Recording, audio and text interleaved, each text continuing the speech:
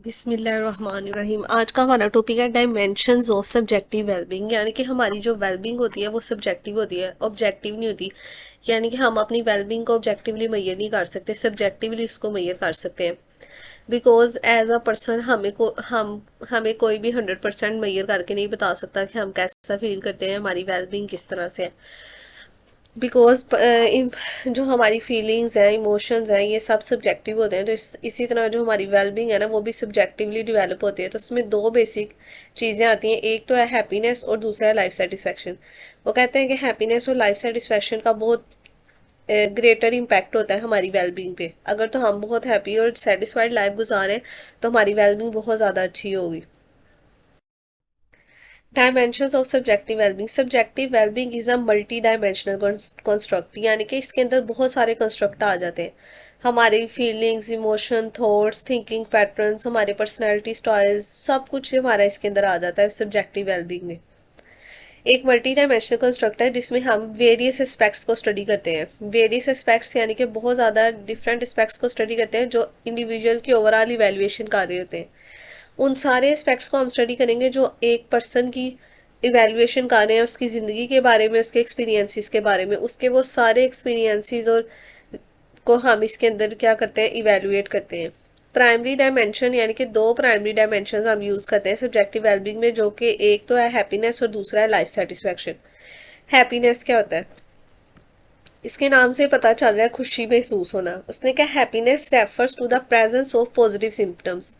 Happiness कब हम feel कर सकते हैं, हमें कब हैप्पीनेस नज़र आती है? जब हम बहुत ज़्यादा पॉजिटिव इमोशंस फील करते हैं, हर चीज़ को पॉजिटिवली फील करते हैं। फीलिंग्स ऑफ जॉय कि हम बहुत ज़्यादा खुशी महसूस कर रहे हैं। कंटेनमेंट, कंटेनमेंट का मतलब होता है कि हम अप्रिशिएट कर रहे होते हैं किसी को दिल से। ठीक है। And overall satisfaction with life, और हम अपनी ओवरऑल जो हमारी ज़िंदगी गुजरी है उससे हम बहुत ज़्यादा सेटिस्फाइड हैं। इसमें हमारे experiences of player, enjoyment, enjoyment, fulfilment, ये सारे आ जाते हैं। रिसर्च ये इंडिकेट करती है कि हैप्पीनेस जो होती है ना, वो बहुत ज़्यादा फैक्टर्स से इन्फ्लुएंस होती है। जिसमें हमारे जेनेटिक फैक्टर्स भी आ सकते हैं, हमारे इन्वायरमेंटल फैक्टर्स भी आ सकते हैं कि हमारी इन्वायरमेंट में कोई ऐसी चीज़ हो रही है जो हमें हैप्पी नहीं रहने दे रही। ठीक है, जिससे हमें खुशी महसूस नहीं हो रही, वो हमारे लिए एक नेगेटिव एक्सपीरियंस है। एंड सिचुएशनल फैक्टर, और बहुत सारे सिचुएशनल फैक्टर्स भी हो सकते हैं। ज़रूरी नहीं कि हम हर टाइम ही हंसते रहें। कुछ सिचुएशंस में हम बहुत ज़्यादा हैप्पी फील करते हैं और कुछ में हम नहीं हैप्पी फील करते। हर इंडिविजुअल जो होता है ना, उसकी अलग उसका अलग फैक्टर हो सकता है जिससे उसकी हैप्पीनेस जो है वो इन्फ्लुएंस हो सकती है। ठीक है, कुछ लोगों क्योंकि हैप्पीनेस जो है वो जेनेटिक प्री डिस्पोजिशन की वजह से इन्फ्लुएंस होती है।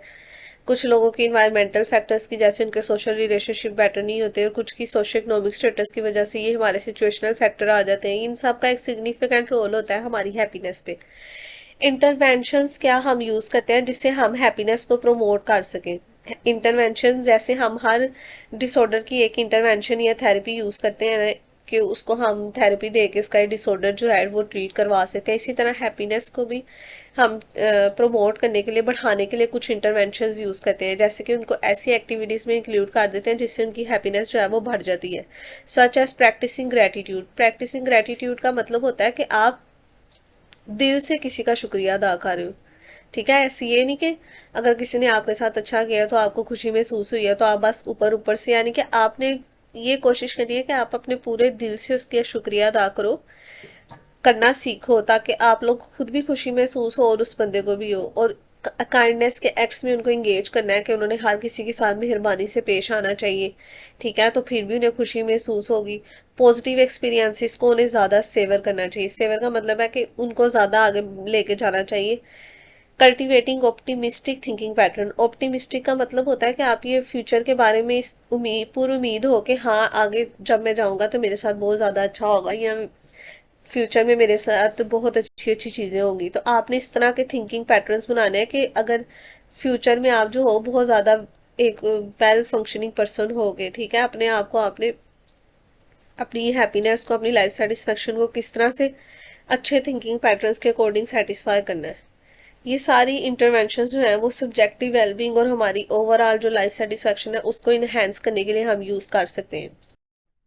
मार्टिन सेलिग्मैन जो था वो सबसे बेस्ट फाउंडिंग फिगर समझा जाता था पॉजिटिव साइकोलॉजी में। यानी कि मार्टिन सेलिग्मैन जो था उसने पॉजिटिव साइकोलॉजी की बुनियाद रखी थी। उसने कहा था कि उसने एक ऑथेंटिक हैप्पीनेस थ्योरी प्रेजेंट की थी। उसने कहा था कि हमारी जो ऑथेंटिक यानी कि असल में जब हम खुशी महसूस करते हैं ना, उसमें 3 मेन एस्पेक्ट्स आते हैं। सबसे पहले है द प्लेजेंट लाइफ। हम कैस एक खुशगवार ज़िंदगी किस तरह से गुजार सकते हैं। उसने कहा खुशगुजार गवार ज़िंदगी गुजारने में जो हैप्पीनेस होती है ना, वो किस तरह से बिल्टअप होती है, कल्टीवेट होती है, किस तरह से पॉजिटिव इमोशन से, कि हम कितने पॉजिटिवली हर इमोशंस को एक्सपीरियंस कर रहे हैं।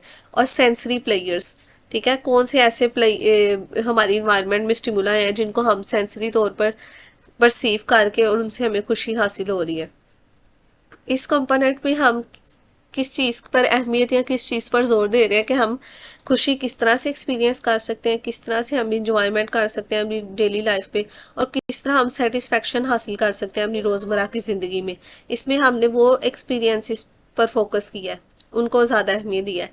वो ये कहता था कि हमें पॉजिटिव एक्सपीरियंसेस को ज़्यादा से ज़्यादा बढ़ाना चाहिए, जैसे अपनी रोज़मर्रा की ज़िंदगी में खुशी महसूस करना, दूसरों से प्यार बांटना, ग्रेटिट्यूड, कंटेनमेंट। ठीक है, कि हमें अल्लाह की, हमें ये यकीन होना चाहिए कि हम फ्यूचर में जो है वो बहुत अच्छा कर सकते हैं। ठीक है, और कंटेनमेंट का मतलब यही होता है कि हम दिल से किसी का शुक्रिया अदा कर रहे हो। ठीक है, जबकि इसमें हमने पॉजिटिव इमोशंस को मैक्सिमाइज करना होता है, बढ़ाना होता है, नेगेटिव इमोशंस को कम करना है। जैसे सैडनेस है, एंगर है, हमें बहुत ज़्यादा गुस्सा आ रहा है, स्ट्रेस फील कर रहे हैं, इस तरह के इमोशंस को हमने डिनाई करने की कोशिश करनी है, पॉजिटिव इमोशंस को बढ़ाने की कोशिश करनी है। प्लेजेंट लाइफ का मतलब ही है कि हमने अपनी आपको इस तरह की एक्टिविटीज़ में इंगेज करना है और उन चीज़ों को प्रैक्टिस करना है जिनसे हमें खुशी, प्लेयर और ग्रेटिफिकेशन हासिल हो। जैसे कि हम ज़्यादा से ज़्यादा टाइम अपने लव वन के साथ स्पेंड करें, अपनी उन हॉबीज़ और इंटरेस्ट को परस्यू करें, बढ़ाएं और ज़्यादा से ज़्यादा जिनसे हमें खुशी हासिल होती हो। और अपने जो इंजॉयबल मोमेंट्स हैं हमारी ज़िंदगी के, खुशी वाले जो पल होते हैं, उनको हम सेवर करके रखें, यानी कि महफूज करके रखें, और फर्दर फ्यूचर में भी हम उन मोमेंट्स को एंजॉय करने की कोशिश करें। सेकंड उसकी थ्योरी का जो कंपोनेंट था वो था इंगेज लाइफ। इंगेज लाइफ का मतलब है कि ये किस चीज़ पे फोकस करता है कि जब आप दूसरे लोगों के साथ दूसरी एक्टिविटीज़ में इंगेज हो जाते हैं। It is characterised by deep involvement, यानी कि आप बहुत ज़्यादा इन्वॉल्व हो जो किसी के साथ, and absorption in meaningful activities and experiences. और वो एक्टिविटीज़ जो आपकी लाइफ में बहुत ज़्यादा मीनिंगफुल हो, उसमें आप बहुत ज़्यादा खुद को इन्वॉल्व कर लो, मर्ज कर लो उन एक्सपीरियंसेस में। इस कंपोनेंट में हम एम्फेसाइज किस चीज़ पर इम्पोर्टेंस देते हैं, उसमें हमने दी थी पॉजिटिव प्लेयर्स पे, जॉय पे, कंटेनमेंट्स पे।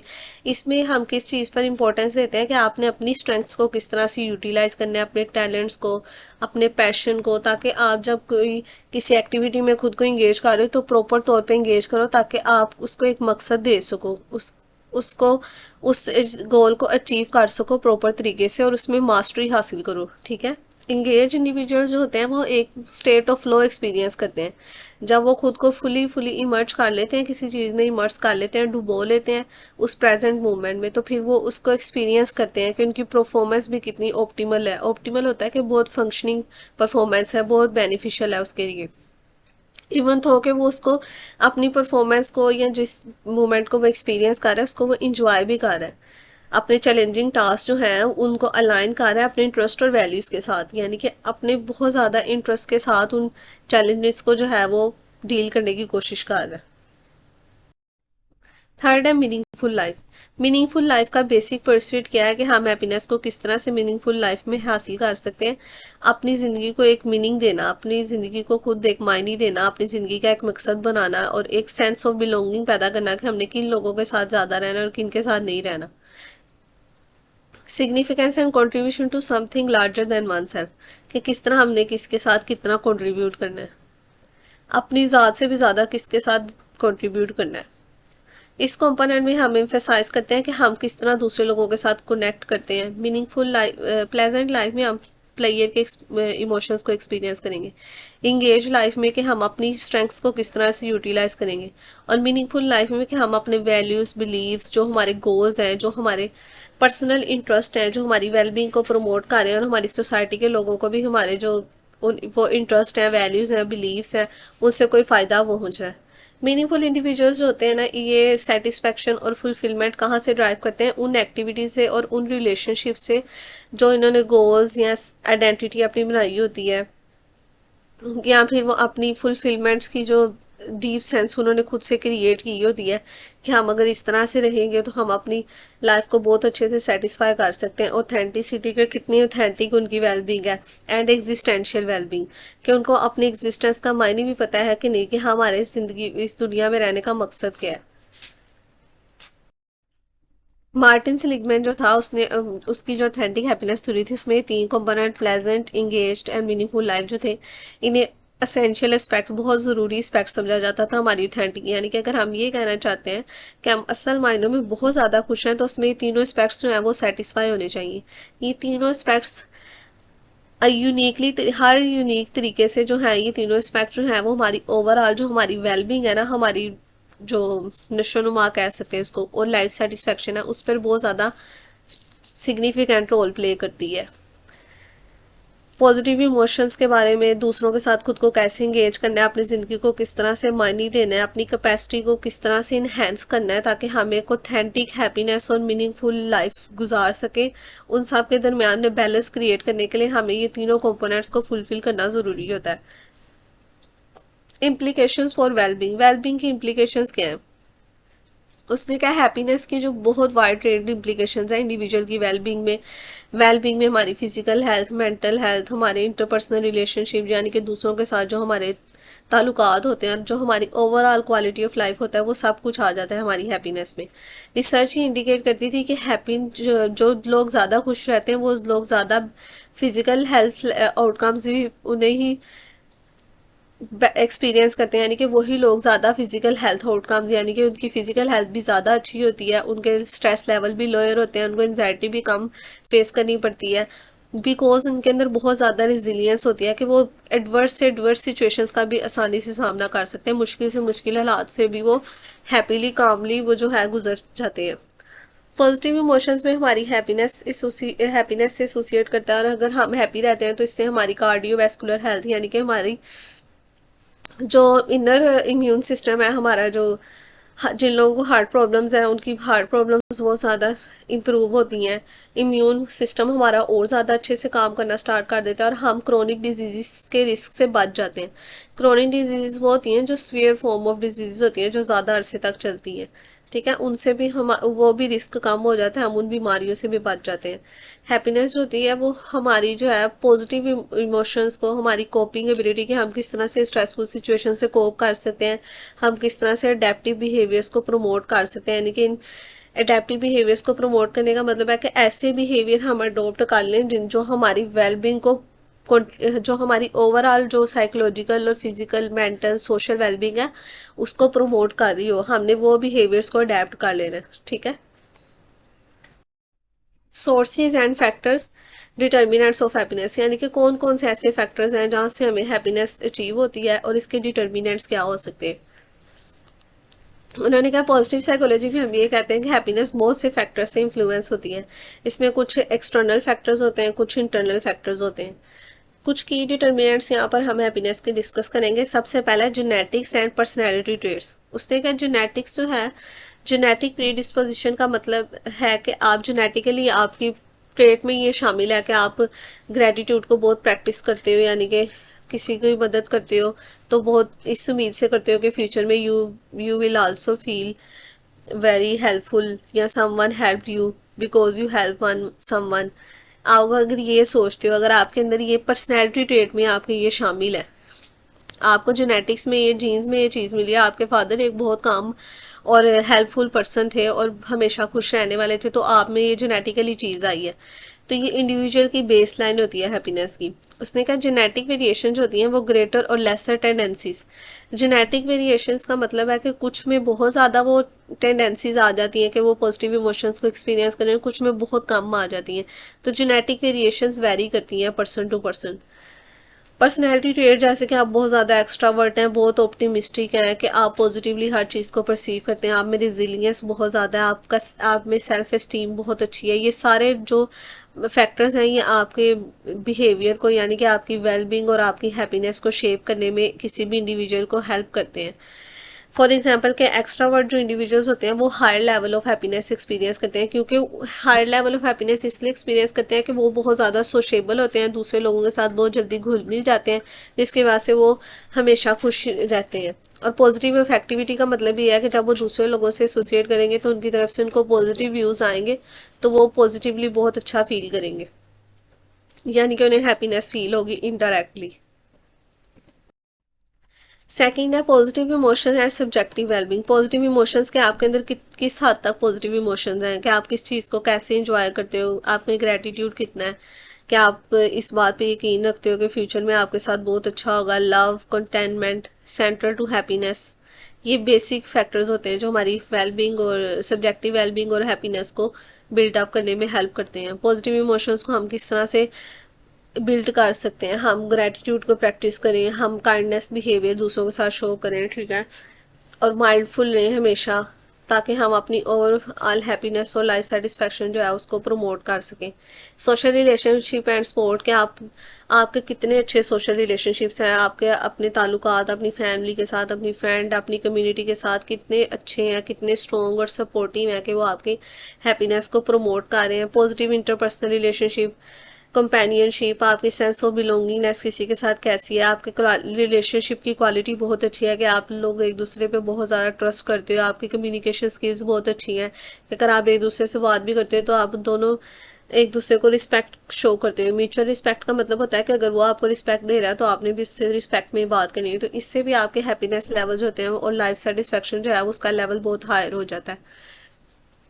Sense of meaning and purpose, के किस तरह से आप अपनी लाइफ में जो चीज़ें ऐसी हैं जो आपको हैप्पीनेस प्रमोट कर रही हैं आपके अंदर, जो कि आपकी खुश रहने के लिए बहुत ज़्यादा ज़रूरी है और आपकी वेलबींग को बहुत ज़्यादा इन्फ्लुएंस कर रही हैं, ऐसी एक्टिविटीज़ के आप अपनी वैल्यूज़ को, अपने गोल्स को, अपने पैशंस को किस तरह से मीनिंग दे रहे हो, और आप अपने आप को ऐसी एक्टिविटीज़ में इंगेज कर रहे हो, इन्वॉल्व कर रहे हो, जिसकी वजह से ना सिर्फ आपको फ़ायदा हो रहा है बल्कि आपकी उन पैशन या गोल से दूसरे लोगों को भी, सोसाइटी में जो दूसरे लोग हैं उनका भी बहुत ज़्यादा फ़ायदा हो रहा है।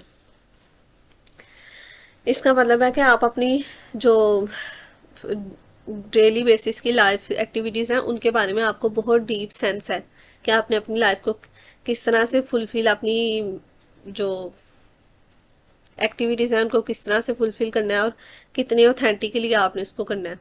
पर्सनल ग्रोथ एंड मास्टरी का मतलब है कि आप अपनी पर्सनल ग्रोथ, अपनी लर्निंग, अपनी स्किल्स को किस तरह से मास्टर कर रहे हो, किस तरह से आप अपनी ही स्किल्स को चैलेंज कर रहे हो कि ताकि आपको ज़्यादा से ज़्यादा खुशी हासिल हो सके।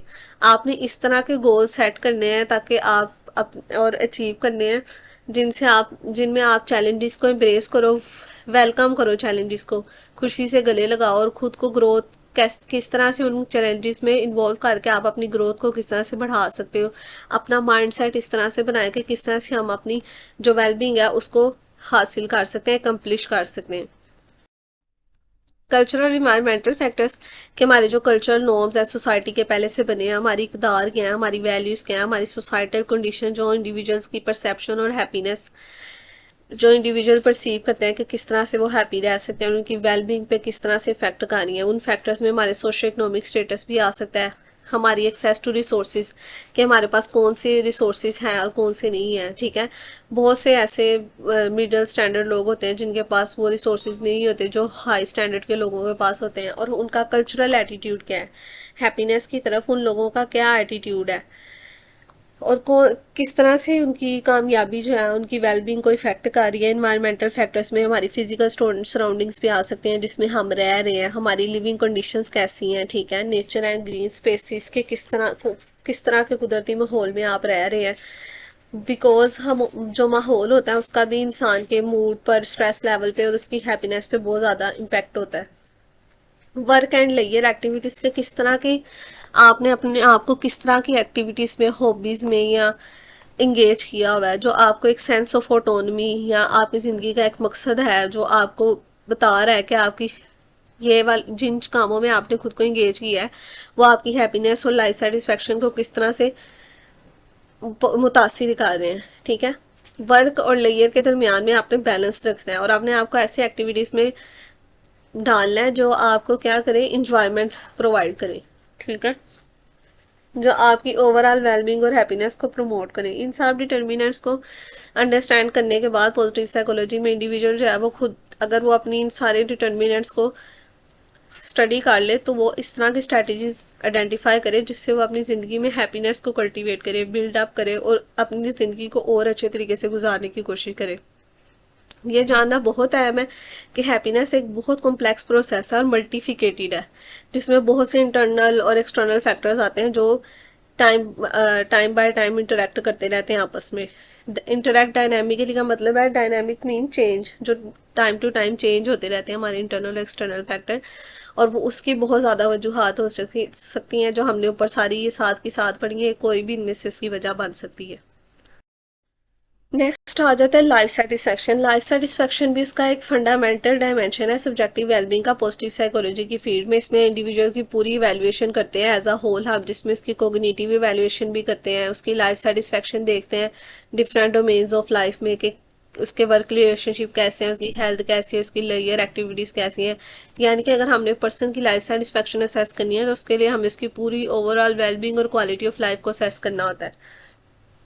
डेफिनेशन इसकी क्या है कि लाइफ सेटिस्फैक्शन रेफर्स करती है हमें कि इंडिविजुअल की सब्जेक्टिव जजमेंट्स, ठीक है, हम अपने आप को ऑब्जेक्टिवली कभी मैयर कर ही नहीं सकते, तो जो हम अपने बारे में जजमेंट भी देंगे वो भी सब्जेक्टिव होगी।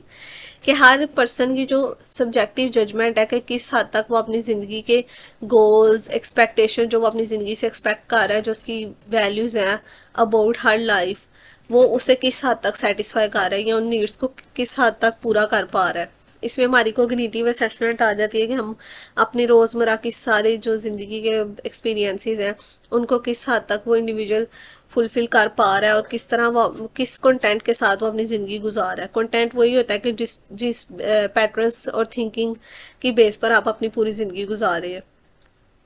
लाइफ सेटिस्फैक्शन जो होता है इसमें major core concept subjective wellbeing है, उसके साथ हमारी हैप्पीनेस, पॉजिटिव इफेक्ट, फुलफिलमेंट, ये सब कुछ साथ साथ ही चलता है। ये हमें वैल्यूएबल इंसाइट देता है, यानी कि इंसाइट हमें प्रोवाइड करता है कि हम इंडिविजुअल के अंदर उसकी थिंकिंग के अकॉर्डिंग जाके सोच सकें कि उसकी ओवरऑल वेलबींग और उसकी फिजियोलॉजिकल फंक्शनिंग और साइकोलॉजिकल फंक्शनिंग कितनी अच्छी है। ये हमें एक एस्टिमेट प्रोवाइड कर देता है।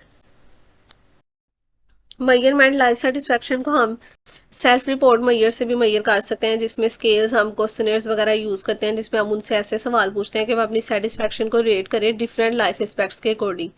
अपनी ज़िंदगी में गुजार रहे हैं जिस तरह से, उस तरह डिफरेंट लाइफ एस्पेक्ट्स के अकॉर्डिंग वो अपनी जो अपनी ज़िंदगी से कितने मुतमीन है उसको रेट करें। कॉमन इंस्ट्रूमेंट जो यूज़ होती हैं उसमें सेटिस्फैक्शन विद लाइफ स्केल एक डेवलप किया है जो कैंट्री लैडर ने किया है। ये मैयर जो है इसमें ग्लोबल असेसमेंट कीजिए। ग्लोबल मतलब कि उसकी जितनी भी स्पेसिफिक लाइफ डोमेन्स है ना, हमारी रोज़मर्रा की ज़िंदगी में जितनी भी ज़िंदगी गुजारने के हमने डोमेन्स सेट की हुई हैं, उन सब डोमेन्स में से उसने कुछ ऐसे एस्पेक्ट्स उठाए हैं जो उसकी ओवरऑल लाइफ सेटिस्फेक्शन को फोकस करते हैं। वो कहते हैं कि ये स्केल एक होलिस्टिक व्यू, होलिस्टिक मतलब ओवरऑल पर्सनैलिटी के बारे में किसी पर्सन की सब्जेक्टिवली इवेल्युएशन करके उसकी ज़िंदगी के बारे में हमें एक एस्टिमेट दे देता है। और ये ज़्यादातर रिसर्च और क्लिनिकल प्रैक्टिस में बहुत ज़्यादा यूज़ हो रहा है आजकल।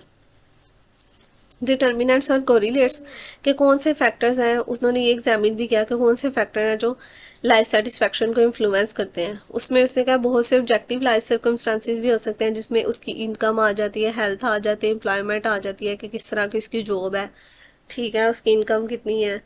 एंड सब्जेक्टिव अप्रेजल में उसके पर्सनल गोल्स क्या हैं, उसकी वैल्यूज़ क्या हैं, वो खुद को किस तरह से सोशली दूसरे लोगों से कंपेयर करता है।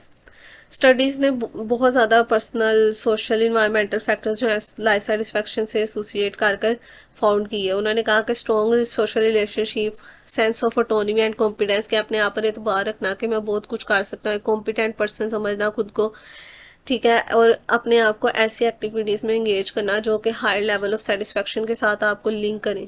इन सब को उन्होंने कहा कि इन सब का बहुत ग्रेटर इम्पैक्ट होता है हमारी लाइफ सेटिस्फैक्शन पे। इंटरवेंशन एंड इन्हेंसमेंट, उसमें भी हमने इंटरवेंशंस पढ़ी थी कि हम किस तरह से अपनी हैप्पीनेस को प्रमोट कर सकते हैं। इसी तरह हम लाइफ सेटिस्फैक्शन को भी किस तरह से प्रमोट कर सकते हैं कि इंडिविजुअल्स को हमने ये सिखाना है कि वो किस तरह से अपने स्ट्रेंथ्स, वैल्यूज़, अपने गोल्स पर फोकस करें, ठीक है, इन सब एस्पेक्ट्स को अपनी ज़िंदगी के साथ एसोसिएट करके इनको प्रमोट करने की कोशिश करें। इसमें स्ट्रेंथ बेस्ड कोचिंग आ सकती है कि उनकी जो स्ट्रेंथ है, जैसे कि कोई पर्सन है वो बहुत ज़्यादा कॉम्पिटेंट है, इंटेलिजेंट है, वेल काइंड पर्सन है, लविंग पर्सन है, उसकी ये सब स्ट्रेंथ को मैंने किस तरह से इन्हेंस करना है। गोल सेटिंग एक्सरसाइजेस, उनको ऐसी एक्सरसाइजेस में हमने इंगेज करना है जिससे वो अपना खुद गोल सेट करने की कोशिश करें। एंड ग्रेटिट्यूड पर प्रैक्टिस कि वो फ्यूचर के बारे में बहुत ज़्यादा ऑप्टिमिस्टिक हो, पॉजिटिव हो कि हमें फ्यूचर में बहुत कुछ अचीव कर सकेंगे। सेंस ऑफ पर्पस के वो किसी चीज़ को के मकसद को मायने किस तरह से दे रहे हैं, उन सब चीज़ों को फुलफिल किस तरह से कर रहे हैं। ये सारी इंटरवेंशन किस तरफ लेके जा रही है इंडिविजुअल को, वेलबींग और लाइफ सेटिस्फैक्शन की तरफ लेके जा रही है। रिसर्च सजेस्ट करती है कि पॉजिटिव साइकोलॉजी में जो इंटरवेंशंस होती हैं वो लाइफ सेटिस्फैक्शन और जितनी भी हमारी डायमेंशंस हैं जो हमारी सब्जेक्टिव वेलबींग को अच्छा बनाने की कोशिश करती हैं, वो सब पॉजिटिव साइकोलॉजी जो है उनमें बहुत इफेक्टिवली इम्पोर्टेंट होती है, या इफेक्टिवली उस पर बहुत ज़्यादा एक ग्रेटर इम्पैक्ट रखती है अपना पॉजिटिव वे में। करेक्टर स्ट्रेंथ है असेसमेंट्स, हम किस तरह से अपनी स्ट्रेंथ को असेस कर सकते हैं। पॉजिटिव साइकोलॉजी ने किसी की स्ट्रेंथ को असेस करने के लिए एक स्केल डेवलप किया, एक इन्वेंट्री डेवलप की जिसे VIA का नाम दिया जाता है, inventories of strength and values in action के। जो अभी हम एक्शन करते हुए हमारी वैल्यूज़ हैं, हमारी स्ट्रेंथ है, उनको असेस करके मैयर करके बताता है कि, और फिर बताता है कि किसी पर्सन की क्या स्ट्रेंथ और वर्चूज़ हैं, उसकी नेचर क्या है और उसकी स्ट्रेंथ क्या है। आप हर पर्सन में कोई ना कोई स्ट्रेंथ होती है, आप में भी बहुत ज़्यादा स्ट्रेंथ्स होंगी। How much you are constructive towards your goals, कि आप अपने गोल्स किस तरह से सेट करते हैं, आप किस तरह से लोगों के साथ रिलेशनशिप्स मेंटेन करते हैं, ये सारी आपकी स्ट्रेंथ होती है ना पॉजिटिव कैरेक्टरिस्टिक, तो उनको मैयर करता है। और वैल्यूज़ इन एक्शन का मतलब है कि उस टाइम आप इन पर एक्शन कर रहे होते हैं, यानी कि किस तरह लोगों के साथ खुद को इंगेज कर रहे होते हैं, किस तरह अपने गोल सेट कर रहे होते हैं। तो उसको मैयर करने के लिए ये VIA classification of strength system आप यूज़ करते हैं। पॉजिटिव साइकोलॉजी ओवरऑल फोकस करता है कि हम अपनी वेलबींग को किस तरह से मैयर कर सकते हैं। उसके लिए डिफरेंट उन्होंने असेसमेंट स्केल्स वगैरह या मैयर्स बताए हैं, जिनमें से कुछ यहाँ पर पॉजिटिव साइकोलॉजी में ज़्यादातर यूज़ होते हैं। इसमें से सबसे पहला है सब्जेक्टिव वेलबींग स्केल।